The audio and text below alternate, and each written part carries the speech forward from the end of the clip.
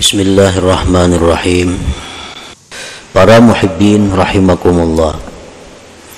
Al-hikmatur rabi'ata asyarah min al-hikamil ataiyah. Qala al-imam Ahmad ibn Athaillah As-Sakandari rahimahullah wa nafa'ana bi'ulumih. Hikmah yang ke-14 daripada Al-Hikam. Berkata pengarangnya Imam Ahmad bin Athaillah As-Sakandari rahimahullah, al-kaunu kulluhu zulmah wa innama anarahu zuhurul haqqi fih.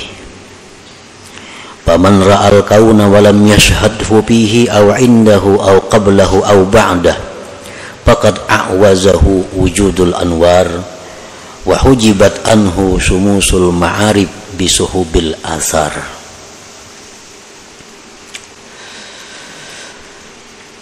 Hikmah yang ke-14 yang terjemahnya atau artinya adalah, bermula alam semesta seluruhnya itu gelap gulita, dan hanya saja menerangi akan alam semesta itu oleh nampaknya Allah pada alam itu. Maka barang siapa yang melihat alam semesta ini dan dia tidak memandang kepada Allah pada itu alam atau di sisi alam atau sebelum alam atau sesudah itu alam, maka sungguh luput akan dia adanya cahaya-cahaya dan terdinding daripadanya matahari ma'rifat dengan makhluk yang diumpamakan seperti awan. Para muhibbin rahimakumullah, maka itulah arti atau terjemah daripada hikmah yang ke-14 daripada hikam ini. Adapun tafsirnya atau penjelasannya, bermacam-macam para ulama pendahulu kita yang menerangkan lebih luas tentang pengertian daripada hikmah yang ke-14 tadi. Al-kaunu kulluhu zulmah wa innama anarahu zuhurul haqqi fihi. Kaun itu artinya alam semesta. Alam itu masih wallah, sesuatu yang selain Allah disebut alam.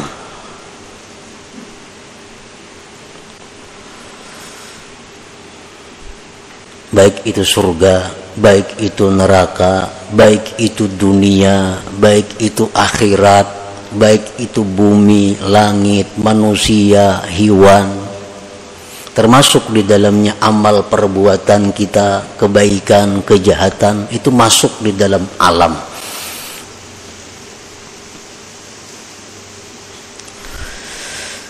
Maka seluruhnya alam tadi zulmah, gelap.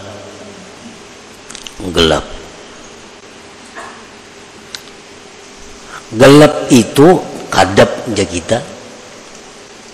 Nah, gelap itu adalah merupakan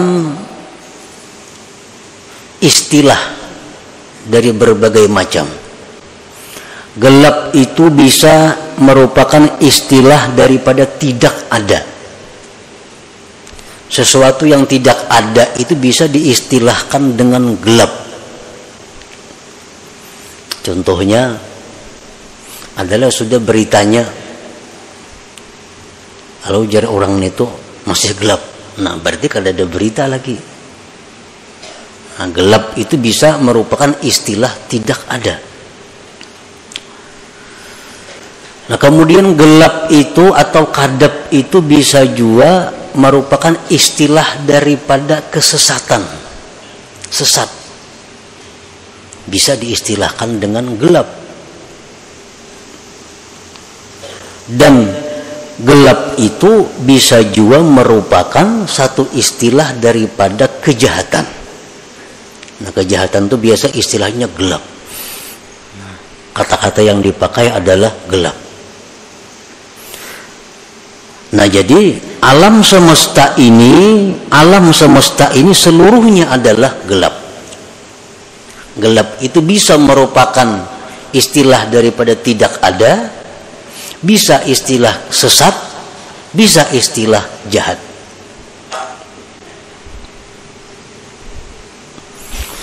Wa inna ma'anarahu zuhurul haqqi fihi, dan hanya saja menerangi akan alam semesta ini oleh tampaknya Tuhan pada alam itu.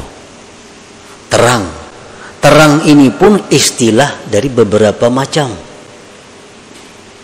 Bisa sesuatu yang ada itu diistilahkan dengan terang. Adakah sudah kabarnya nih? Sudah ada titik terangnya aja. Nah, berarti ada tuh. Nah, jadi terang itu bisa istilah ada. Nah, kalau kita pakai istilah ada itu, maka alam semesta ini adalah zulmah, artinya tidak ada. Tetapi hanya saja alam itu ada oleh karena adanya Allah. Oleh karena adanya Allah. Itu kalau kita pakai istilah gelap itu tiada, terang itu adalah ada.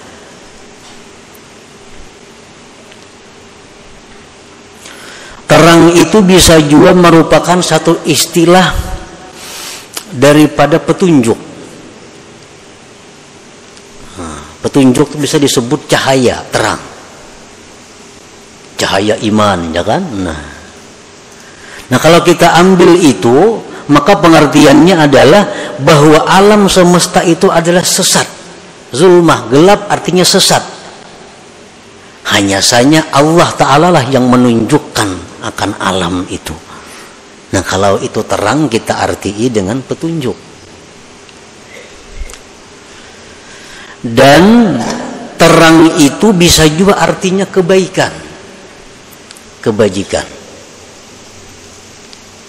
Sesuatu yang baik itu bisa disebut dengan cahaya, terang. Nah, kalau itu kita ambil, maka artinya adalah alam semesta itu seluruhnya adalah jahat. Seluruhnya jahat.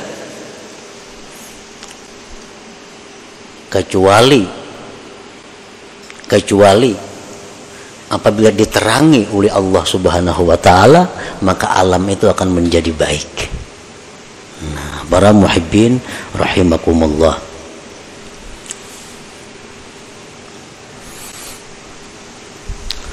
Untuk mendekatkan kepada paham kita, tadi mungkin terlalu jauh pemahamannya, masih lebar. Nah, untuk mendekatkan kepada paham kita, kita ambil salah satunya. Alam semesta itu kita ambil perbuatan. Jadi kada usah dulu membayangkan alam semesta itu dunia, akhirat, neraka, surga, laut, manusia, kada usah. Cukup kita ambil satu. Alam semesta itu kita ambil adalah perbuatan. Gelap itu kita ambil satu, kejahatan. Terang kita ambil satu, kebaikan. Nah, jadi perbuatan-perbuatan kita manusia itu adalah seluruhnya gelap, jahat, sayyi'ah.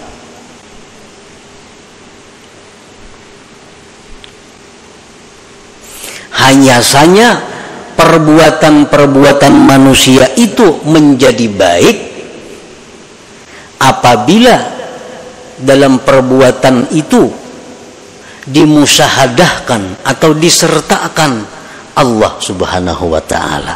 Nah, itu.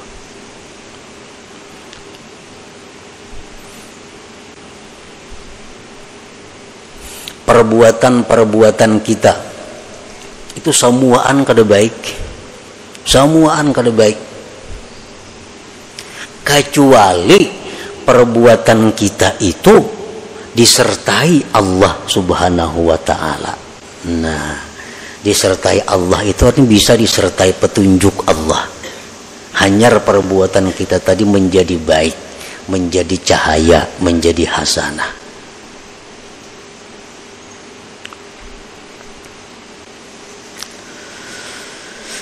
muhibbin rahimakumullah, bagaimana caranya kita menyertakan Allah dalam setiap perbuatan manusia? Bisa kita menyertakan Allah dalam perbuatan itu sebelum berbuat. Sebelum berbuat kita sudah ingat kepada Allah bahwa kita kada punya daya upaya, kada punya kemampuan. Ini adalah daya upaya dari Allah. Nah, sebelum berbuat. Atau kita menyertakan Allah itu sesudah berbuat. Sesudah kita berbuat, lalu kita menyadari bahwa perbuatan itu adalah merupakan perbuatan Allah Subhanahu wa ta'ala pada hakikatnya. Atau waktu sedang berbuat. Nah, terserah kita mana yang kita ambil yang nyaman. Pokoknya segala perbuatan kita itu supaya ada Allahnya. Sebab bila kada ada Allahnya, maka seluruh perbuatan kita itu zulmah, gelap, artinya adalah jahat.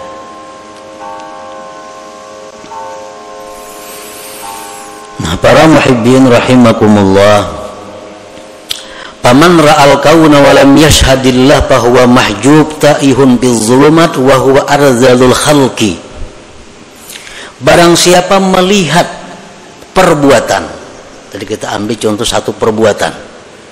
Siapa yang melihat perbuatan baik dirinya atau perbuatan orang lain, tetapi dia tidak bisa musyahadah kepada Allah, artinya dalam perbuatan itu dia tidak ada Allahnya. Siapa yang berbuat aku, siapa yang berbuat ikam, di hati itu kada ada Allahnya, kada ada. Nah, maka orang ini ngarannya mahjub, terdinding. Terdinding, tersesat, dan dia merupakan makhluk yang paling jahat, arzalul khalaik. Bila kita tuh mengakui bahwa yang berbuat ini adalah aku, sampai ke hati-hati kita aku, nah itu sesat, terdinding. Yang berbuat itu adalah Fulan bin Fulan, sampai ke hati-hati kita mengatakan itu Fulan yang berbuat, tanpa sedikit pun kita ingat kepada perbuatan Allah. Sesat kita, sesat. Kenapa dia terdinding itu? Sebabnya lintibahi zahiri suwaril akwan suwaril kauni fi qalbi, karena tertancapnya zahir gambar ini perbuatan di dalam hatinya. Nah, dalam hatinya sudah becap, sehingga terdinding daripada mengingat bahwa perbuatan itu adalah perbuatan Allah Subhanahu wa ta'ala pada hakikatnya. Kan kita sudah mengitikadkan bahwa la haula wala quwata illa billah.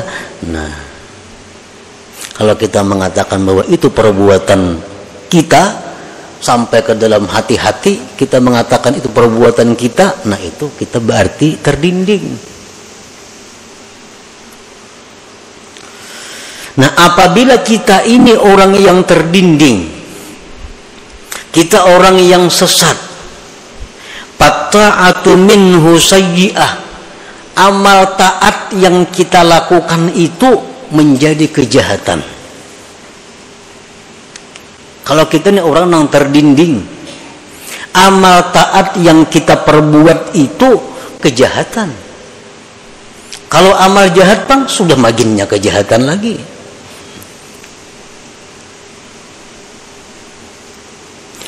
Orang yang di dalam hatinya tuh kada ada ingat lawan Allah, mengingat hanya Fulan bin Fulan, aku, si Anu, si B, kada ada lalu dari Allahnya.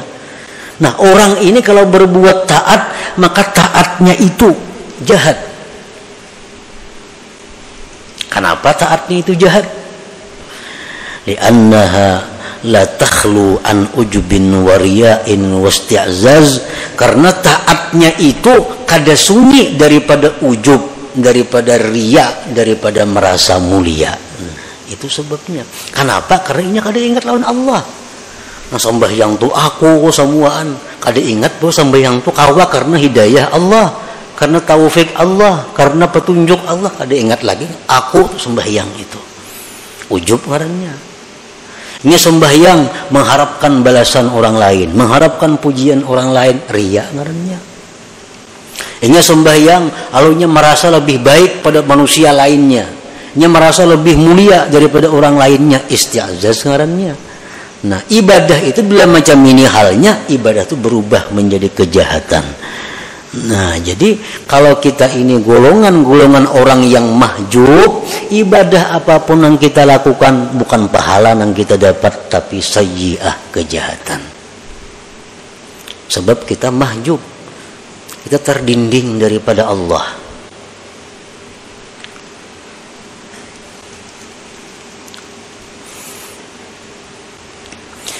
Wa amma man ra'al kauna wa yashhadu Allah ta'ala fahuwa mukasyafun munawwarul basirah para al kauna kullahu nura. Adapun orang yang melihat perbuatan, kita ambil contoh perbuatan tadi. Dia melihat perbuatan dan di situ dia ingat kepada Allah. Nah, ini sembahyang. Ingat, aku ini sembahyang karena pertolongan Allah, karena petunjuk Allah, karena hidayah Allah, karena kekuatan Allah, aku lalu bisa kah ini. Nah, maka ini orang ngarannya mukasyaf, orang yang dibukakan mata hatinya oleh Allah. Munawwarul basirah, orang yang diterangi mata hatinya. Maka dia melihat perbuatan itu seluruhnya adalah cahaya, karena selalu ada Allah subhanahu wa ta'ala. Inya sembahyang, inya bersedekah, baik dirinya atau orang lain, selalu inya melihat bahwa itu adalah petunjuk Allah, itu adalah kekuatan dari Allah, itu adalah taufik daripada Allah. Nah, sehingga orang jadi tinggalam jadinya, nang timbul hanya Allahnya. Nah, kalau macam itu kita ngarannya mukasyaf. Nah, mukasyaf.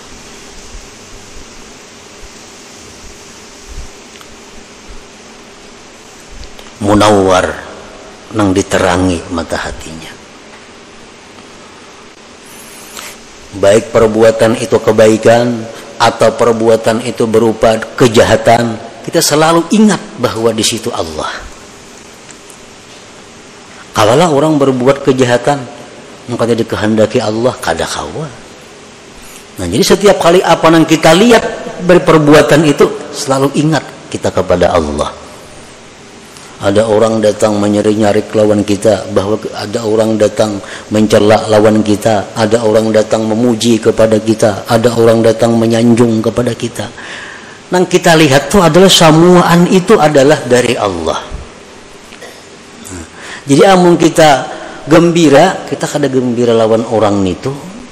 Amun kita sarik, kita kada sarik lawan orang itu, karena orang itu kada daya upaya. Kita mengatakan orang itu sarik, ini sariknya dari Allah. Allah memberinya kekuatan, memberinya kemampuan sehingga ini sarik lawan aku. Pada hakikatnya berarti Allah yang menegur aku, Allah yang sarik lawan aku. Nah, ini macam ini hanya orang yang mukasyaf, orang yang dibuka mata hatinya. Kada mau ada dendam, kada mau ada dengki. Kenapa? Karena ini mata hatinya terbuka. Nang mau dendam tuh orang nang lupa lawan Allah. Ada orang sarik lawan inya tuh maksudnya sarik lawan inya. Kada ingat ini tuh kawa sarik karena Allah, kada kawa ingat. Nah, pal maksiatu minhu hasanah, maka kejahatan maksiat dari orang yang mukasyaf ini itu kebaikan. Apalagi kebaikan. Orang nih nang mukasyaf nih, nang hatinya diterangi oleh cahaya Allah, sehingga dia selalu ingat kepada Allah bila melihat perbuatan-perbuatan. Andai kata inya melakukan maksiat itu jadi pahala. Nah, maksiat itu jadi kebaikan. Apalagi inya berbuat taat maginnya lagi. Maksiatnya pun jadi kebaikan. Nah, lalawanannya ya nang tadi al-mahjub tadi. Nah, orang nang terdinding ini inya berbuat dosa, sudah nyata dosa. Berbuat kebaikan jadi dosa juga. Kalau orang nang mukasab berbuat baik sudah nyata pahala, berbuat dosa pun inya dapat pahala. Kenapa berbuat dosa inya dapat pahala? Nah, kenapa inya berbuat dosa dapat pahala? Satu alasannya, orang yang terbuka mata hati itu bila berbuat dosa li'atirafihi bi'ajzihi wa zullih, karena dia mengakui bahwa dirinya itu lemah. Dia mengakui dirinya itu adalah hina. Dia mengakui bahwa dia sangat berhajat kepada perlindungan dari Allah agar bisa terhindar dari maksiat. Buktinya kalau aku kata ditolong Allah, ini jatuh pada maksiat. Berarti aku sangat perlu pertolongan Allah agar terhindar dari maksiat. Nah, wa taubatihi minha, dan tobatnya dia daripada maksiat itu. Jadi orang-orang yang mukasapin ini, mereka kalau berbuat dosa, nah, mereka tersadarkan, ternyata aku nih hina. Buktinya aku mau melakukan dosa. Buktinya aku ini berarti rendah di sisi Allah. Berarti aku ini jatuh di sisi Allah. Nah, perasaan-perasaan seperti itu adalah ibadah. Lalu dia tobat daripada dosa.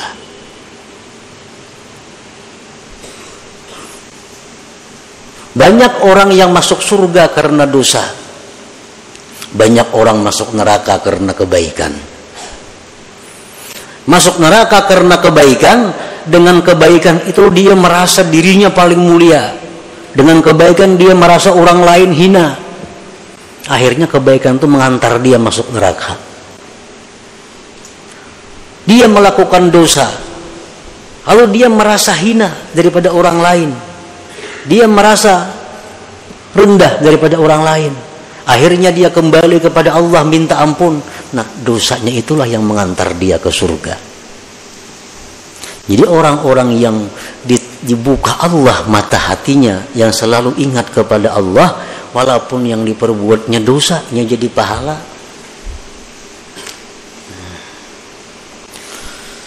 Qala ba'dul ulama, berkata sebagian ulama, idza taba minadz dzunub salatiz dzunubul madiyah kulluha hasanat.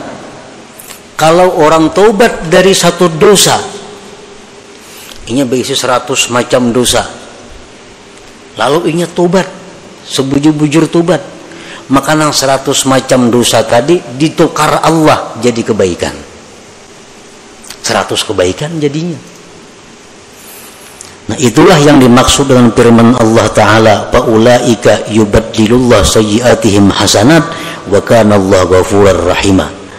Mereka itulah yang Allah gantikan dosa-dosa mereka itu kebaikan. Orang ini macam-macam dosa, pokoknya ribuan dosa nang digawinya. Satu harinya tobat, sebenar-benar tobat.